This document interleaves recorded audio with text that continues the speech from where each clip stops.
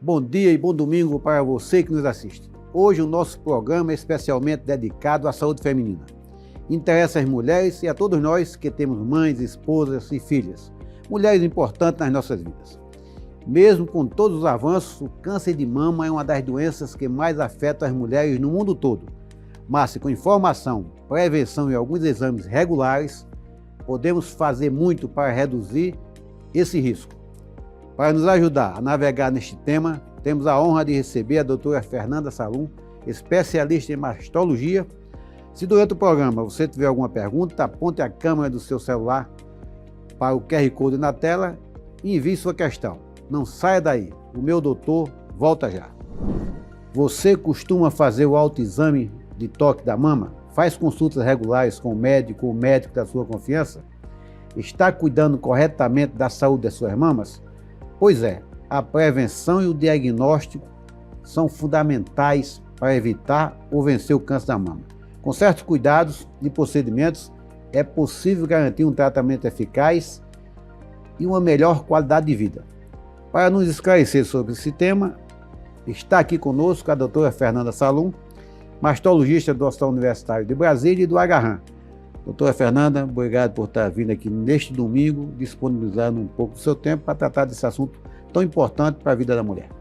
Eu agradeço a oportunidade, Gutenberg. Fernanda, vamos começar aqui nosso bate-papo falando sobre quando a mulher deve iniciar para fazer os exames, as visitas ao ginecologista, para fazer a prevenção do câncer de mama e como é que se dá essa prevenção? Bom, eu acho que é importante a gente frisar que toda consulta ginecológica, ela abrange também o exame da mama, né? O exame que o médico faz na mama da paciente. A mamografia, que é o mais difundido, né, exame de prevenção, é recomendado que as mulheres iniciem a mamografia em torno dos 40 anos de idade, né? Existe, inclusive, uma divergência, né, sobre isso, porque em alguns lugares se fala 40, outros lugares se fala 50. O que a gente tem que saber, o que é importante ser dito, é que a mamografia, ela idealmente deve iniciar aos 40 anos. A partir dos 40 existe benefício em realizar a mamografia. E a faixa etária que mais dá benefício mesmo, o benefício ele é mais contundente, ele é mais evidente, é dos 50 aos 69 anos. Por isso que as diretrizes do SUS, que levam em consideração também o custo, eles focam nessa faixa etária, né, de 50 a 69. Mas a paciente podendo iniciar a mamografia aos 40 anos é o ideal. Tem essa divergência, eu sou ginecologista, nós somos ginecologistas, né? Sim. Então tem essa divergência. O Ministério da Saúde recomenda a partir dos 50, a gente na clínica privada, porque no serviço público a gente é obrigado a seguir os protocolos do serviço público. Na clínica privada tem um pouco mais de flexibilidade, a própria sociedade recomenda que faça antes, né? E, na realidade, essa periodicidade, como é que se dá essa periodicidade desse exame? Mas é importante, como você colocou, é importante chamar a atenção para as mulheres que estão nos assistindo, que essa prevenção do câncer de mama começa na consulta com o ginecologista. Sim. Né? O seu ginecologista tem que estar atento a isso e pedir esses exames, né? Sim. Uma frequência de acordo com o perfil da paciente, não é isso? Sim. Para as pacientes que não têm história familiar de câncer de mama, né, inicia-se então aos 40 anos. O ideal é que seja feito anual, né, e vai até a paciente ter saúde para ela se dirigir às clínicas e a expectativa é que se faça então, né, por toda a vida.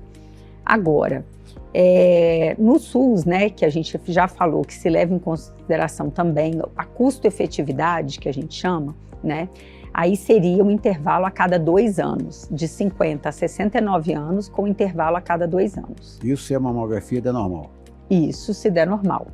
Agora, em relação a esse assunto da prevenção, né, a mamografia é uma das coisas, porque a gente tem que pensar também, né, que o exame do médico é importante nas consultas.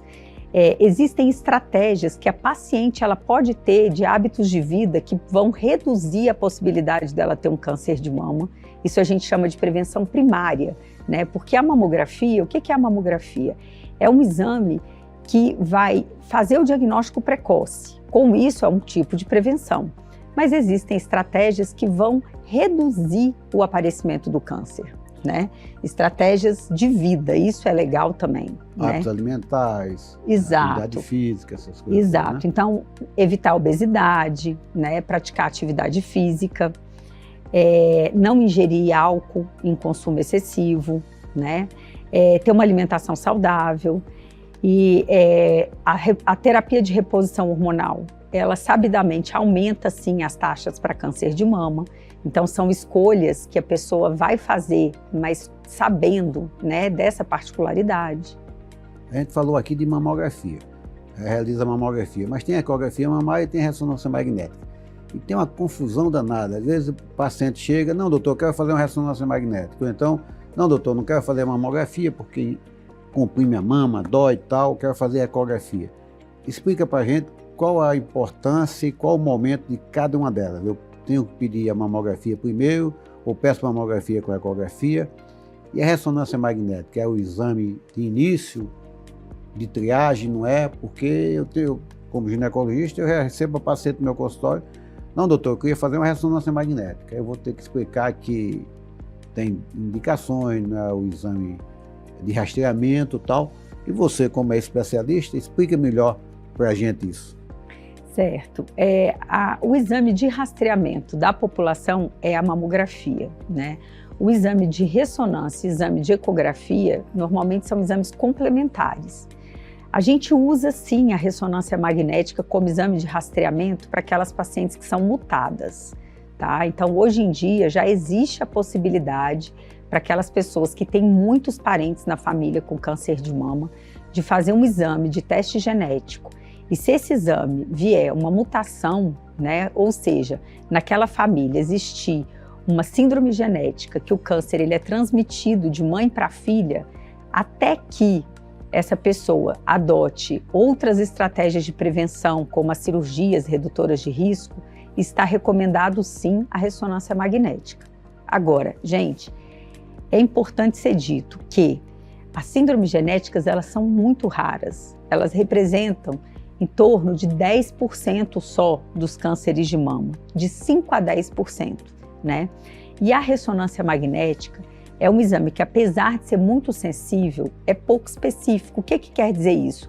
Ele dá muita alteração que preocupa muito as pacientes, né? Preocupam muito vocês.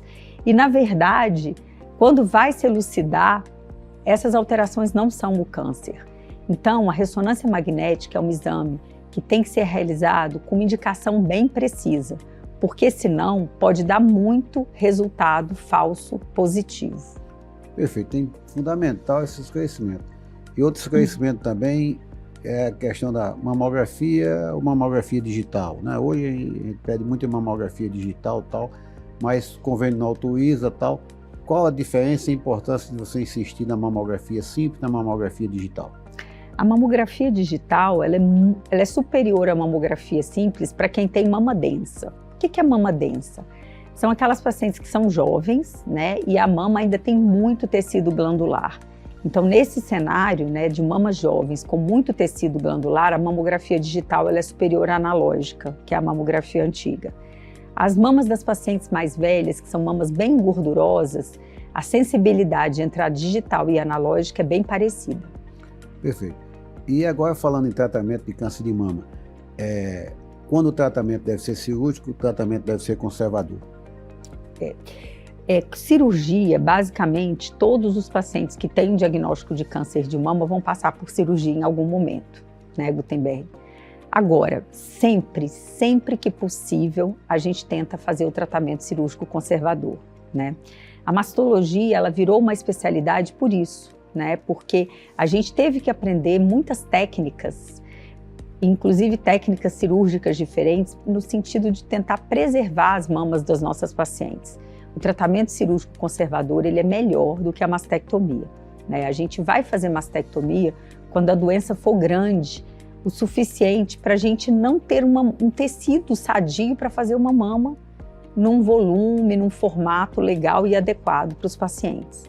Agora, só tem uma situação que a cirurgia, às vezes, ela é bem mais extensa do que a doença, que é no cenário das pacientes com mutação genética, né? Que, como eu já expliquei, é raro, mas é uma consideração que a gente deve sempre pensar. E a gente fala sempre tratamento cirúrgico, tratamento conservador. Mas é bom deixar claro que o tratamento conservador também é tratamento cirúrgico. Sim. Só que ele é menos agressivo. Você tira só ali o tumor, a quadrantectomia e não tira a mama, não é isso? Isso. E só hoje... para você que nos assiste entender, quando a gente fala de cirurgia, tratamento conservador para câncer de mama, você vai ser submetido a uma cirurgia, mas não vai tirar toda a mama, não é isso? Exato. E hoje em dia, né, a grande inovação do tratamento cirúrgico do câncer de mama é que ele incorporou, né, nas cirurgias as técnicas de cirurgia plástica. Então, muitas vezes a gente faz um tratamento conservador fazendo aqueles tipos de incisão é o corte, né? Fazendo as incisões parecidas com de cirurgia plástica. Corta em volta do mamilo, corta em T a mama dos pacientes, reduz a mama contralateral, a outra mama, para as mamas ficarem parecidas, né? Então, tudo isso são técnicas que já estão incorporadas no tratamento do câncer de mama. E a estatística de câncer de mama hoje, como é que está? Se a gente for pensar, né, na mudança de hábitos de vida das pacientes, né, e avaliar com o tempo, isso eu falo com o tempo assim, avaliando nos últimos 100 anos, o que a gente vê é que a mulher ela mudou os hábitos de vida e com isso as estatísticas do câncer de mama aumentaram, né? Então assim, câncer de mama seguramente hoje ele é muito mais incidente e prevalente, ou seja, ele é muito mais comum do que ele era há anos atrás. E a influência da alimentação dos produtos industrializados tem influência na incidência de câncer de mama? Com certeza tem, né? É difícil comprovar, né? É muito difícil comprovar nos estudos que a gente tem de literatura médica, porque, né, até que ponto, qual é o conservante, qual é o alimento, né? Mas a gente sabe que a alimentação saudável, né? Por exemplo, se a gente for comparar a população americana com a população japonesa, né? O câncer de mama ele é muito mais frequente nos Estados Unidos do que no Japão, certo? E aí o que você vê de diferença, né? O japonês ele come muito menos fritura, né? Ele come muito mais vegetais, ele come muito peixe, né? Ele come muito menos alimentos processados. E nos Estados Unidos, né? Como é que é a alimentação da mulher americana? Né? Muita batata frita, gordura o tempo todo, a população é obesa. Então eu acho assim que esse exemplo, ele é um exemplo que a gente tem que ter em mente. Bem, o assunto está interessante, mas chegando ao final do nosso primeiro bloco, aguarde um pouquinho que já voltamos. Estamos de volta com o programa Meu Doutor.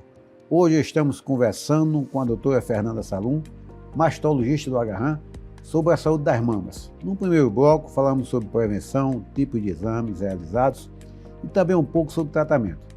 Se você aí de casa tiver alguma dúvida, envie sua pergunta apontando a câmera do seu celular para o QR Code na tela. Doutora Fernanda, voltando aqui para o nosso segundo bloco, é importante também explicar para as mulheres que nos assistem, para as pessoas que nos assistem, a importância da quimioterapia, imunoterapia, radioterapia, que são tratamentos que podem ser feitos antes ou depois da cirurgia, né? Dependendo da extensão da lesão, da penetração, do agravamento da doença, né? Explica para a gente o momento de fazer a quimio, a rádio, a imunoterapia, como é que é isso? Bom, Gutenberg, por trás desse nome câncer de mama existem doenças diferentes. Então a gente, quando faz uma biópsia, a gente faz um exame que chama imunistoquímica, e nesse exame a gente divide os cânceres em grupos, né? Então existem tipos de tumor que é interessante que o tratamento ele comece por quimioterapia. E já tem tipos de tumor que é interessante que o tratamento comece pela cirurgia. E isso acontece basicamente porque nesse tipo que a doença começa por cirurgia, a gente não tem certeza se o paciente vai precisar ou não de quimioterapia. Bem, a quimioterapia é um exame para quê? Para que se faz quimioterapia? É basicamente para evitar que a doença ela apareça em outros órgãos, ou seja, que ela tenha metástases, certo? A radioterapia, para que se faz radioterapia? Basicamente para evitar que o câncer volte na mama, no lugar onde ele apareceu, tá certo? Imunoterapia são tipos de tratamento, tipos de medicação que eles, na verdade, são administrados geralmente junto com a quimioterapia, né? Ele tem também essa finalidade, reduzir aparecimento de metástase para aumentar a probabilidade de cura. Perfeito. Mas agora, Fernanda, vamos à pergunta que não quer calar, que está todo dia no consultório. Uso de anticoncepcional, reposição hormonal, causa câncer de mama? Quem tem câncer de mama pode usar anticoncepcional? Pode fazer reposição hormonal? Essa pergunta é básica nos nossos consultórios. O ginecologista enfrenta isso o tempo todo e essa dúvida, essa preocupação está na cabeça de toda mulher. Certo. A gente tem que dividir, para responder essa questão, as pacientes em 2 grupos. Quem já teve a doença e quem nunca teve a doença, certo? Quem nunca teve doença, ela pode sim usar anticoncepcional e pode sim fazer reposição hormonal, tá? Se você me perguntar, Fernanda, aumenta a probabilidade de câncer de mama? Aumenta. O uso de anticoncepcional aumenta um pouquinho, mas é muito, muito pouco. De forma que, se assim, a pessoa ela precisa de um método anticoncepcional e ela ficou bem adaptada a um anticoncepcional oral e ela nunca teve câncer de mama, ela deve usar sim o seu anticoncepcional. Ela não tem que ter medo do anticoncepcional, certo?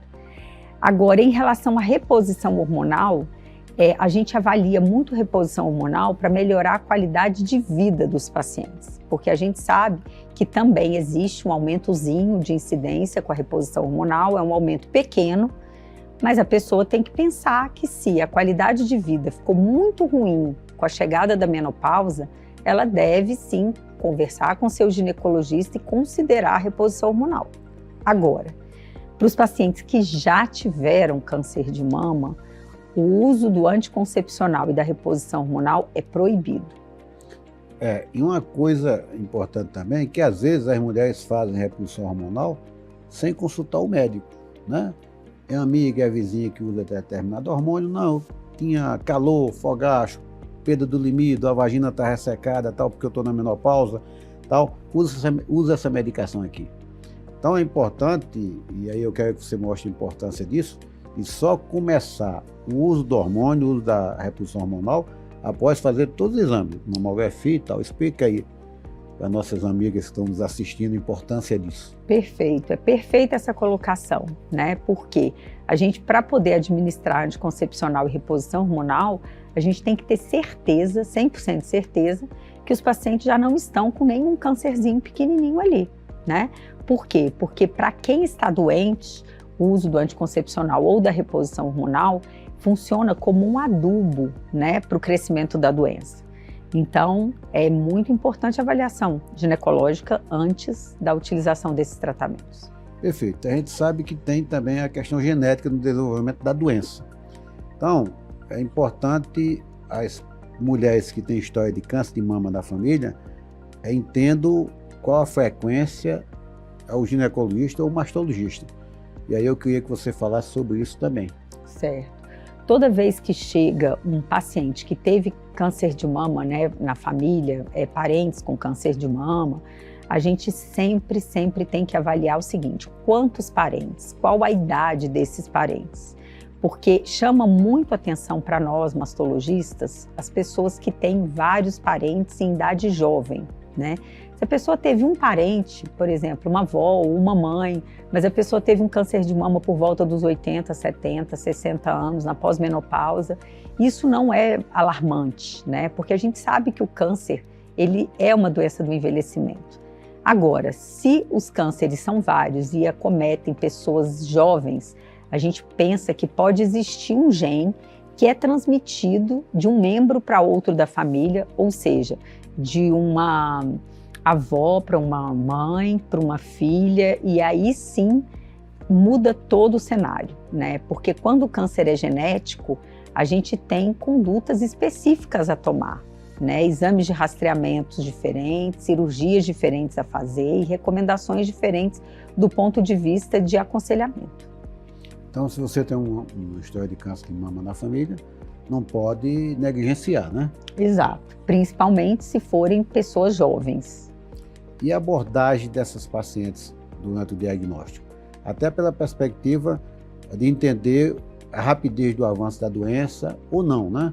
Sim. Porque dependendo do tipo de câncer, ele é mais agressivo, outros são mais lentos. Como é que é a abordagem nesse caso? Até para o paciente ficar mais tranquilo, né? Mais tranquilo e também, às vezes, mais apressada, porque se eu tenho um câncer que é mais agressivo, eu preciso realizar os exames e o tratamento rapidamente. E aí tenho dificuldades. Se for no serviço público, essa dificuldade toda é que a gente denuncia todo dia. Se for na medicina suplementar, que é a medicina dos convênios, tem a demora na autorização dos convênios. Então, qual a dificuldade nossa enquanto médico, você enquanto mastologista, para conseguir realizar esse tratamento em tempo hábil? A gente sempre deve tratar câncer de mama o quanto antes. Eu acho que todo tipo de câncer, né? Existe inclusive lei para isso, que nos ajuda nessa celeridade, né? Existe a lei dos 60 dias. Para que surgiu essa lei, né? Para poder tentar fazer com que o tratamento, o intervalo entre a biópsia e o início do tratamento seja de 60 dias, né? Que início do tratamento? Seja a cirurgia ou a quimioterapia, né? Para quem começa o tratamento por quimioterapia, o ideal são 60 dias entre a biópsia e o início da quimioterapia. E para quem faz cirurgia, 60 dias entre a biópsia e a cirurgia. É exatamente por isso, para poder tentar evitar problemas. E aí você deve enfrentar o desafio de tentar manter o equilíbrio da paciente, porque nem sempre esses prazos são cumpridos. Aliás, nem sempre não. Dificilmente são cumpridos, né? Exatamente. Fica aquela paciente ansiosa, angustiada no consultório. Aí tem que ter também um aconselhamento da família para tentar entender e ajudar e apoiar, né? Exatamente, né? Agora, o importante, o que a gente tem que pensar é que, assim, a gente, né, tem que seguir positivo, sempre fazendo a nossa parte, né? Os pacientes correndo atrás dos exames que a gente solicita, a gente também lutando para que o tratamento seja o mais adequado possível, né? E é um tratamento que depende de vários tipos de profissional, né, Gutenberg? A gente tem que trabalhar de uma forma multidisciplinar, certo? Então, depende do mastologista, depende do oncologista, do radioterapeuta, depende do psicólogo, né? Depende de muita gente, assistente social, muitas vezes, a gente precisa recorrer. Então, é isso. E nós temos na cidade associação, grupo de apoio a pacientes portadores de câncer de mama. Como é que esse apoio da sociedade organizada num termo de acompanhamento, de apoio mesmo, de acesso ao tratamento, acesso à reconstrução mamária, como é que é isso aqui em Brasília? Existe, né? Por exemplo, dentro do Hospital de Base tem a Rede Feminina de Combate ao Câncer, né? Eles fazem um trabalho muito bacana, ajudam os pacientes com tudo que eles precisam durante o tratamento, né? Desde dar uma peruca, uma prótese que eles fazem de maneira voluntária, até vale transporte para o tratamento, às vezes ajuda subsidiando algum exame. A Rede Feminina tem um trabalho bacana. Tem dentro do Agarram uma outra rede, uma outra ONG que chama Recomeçar, né? Existe dentro do Hospital Universitário também, na verdade não é dentro do Hospital Universitário, é na UNB, né? Um programa de um psicólogo que ajuda no enfrentamento dos pacientes ao câncer, que é o Dr. Gerson. É muito bacana esse grupo dele que ele faz, né? Então, existem sim. E quais são os avanços mais recentes no tratamento do câncer de mama? O câncer de mama, o tratamento ele avança sempre. E a gente pode dizer que, assim, drogas, né, medicações novas, extremamente potentes, que estão melhorando muito, muito, muito a taxa de resposta, né? Os tumores, eles têm respondido mais a esses novos tratamentos. Do ponto de vista cirúrgico, a gente tem que ressaltar essa incorporação dessas técnicas de cirurgia, né, de cirurgia plástica para o tratamento do câncer de mama, que nós mastologistas chamamos de oncoplástica, né? Então, assim, eu brinco muito com os residentes, porque eu sempre trabalhei em hospitais com residência, né, na formação dos meninos, que hoje eu, com 24 anos de trabalho, eu não faço nada do que eu aprendi na minha residência, né? Nós que trabalhamos com o câncer, o conhecimento ele é gerado todos os dias e num volume muito, muito grande. Então, a gente sempre está estudando, porque sempre estão aparecendo novas drogas, novas técnicas, novas perspectivas e aumentando a possibilidade de cura para os nossos pacientes. Esse é o desafio, né? O ensino continuado para oferecer cada vez mais uma assistência melhor. Exatamente. Doutora Fernanda, infelizmente, nosso tempo acabou e agradecemos muito pela sua participação, pelas informações valiosas. E, para encerrar, gostaria que você colocasse à disposição de quem nos assiste suas redes sociais, seu contato, para que se quiser entrar em contato com você. Gente, sou uma profissional que hoje em dia estou me dedicando 100% ao SUS, tá? Então, o meu contato é o meu trabalho, tá? Eu trabalho no Hospital Universitário, né? Eu sou médica mastologista do HUB e agora do HRAM, né? Fiquei 11 anos no hospital de base e tem um mês que eu estou no HRAM, tá? Eu estou à disposição. Obrigado por disponibilizar o tempo para o nosso programa. E o programa Meu Doutor é exibido todos os domingos na TV Brasília, a partir das 10h30 da manhã, sempre falando de saúde e bem-estar com especialistas que trazem informações úteis e seguras para você. No YouTube, em nosso canal Meu Doutor BSB, você pode assistir outros episódios. Já falamos sobre Alzheimer, saúde bucal, doenças respiratórias, sazonais, obesidade, cirurgia bariátrica e agora sobre câncer de mama. Para entrar em contato conosco, visite nosso perfil no Instagram, @meudoutorbsb. Lá você pode enviar dúvidas sobre a saúde ou alguma sugestão de tema para o nosso próximo programa. Obrigado pela sua audiência e esperamos você no próximo domingo.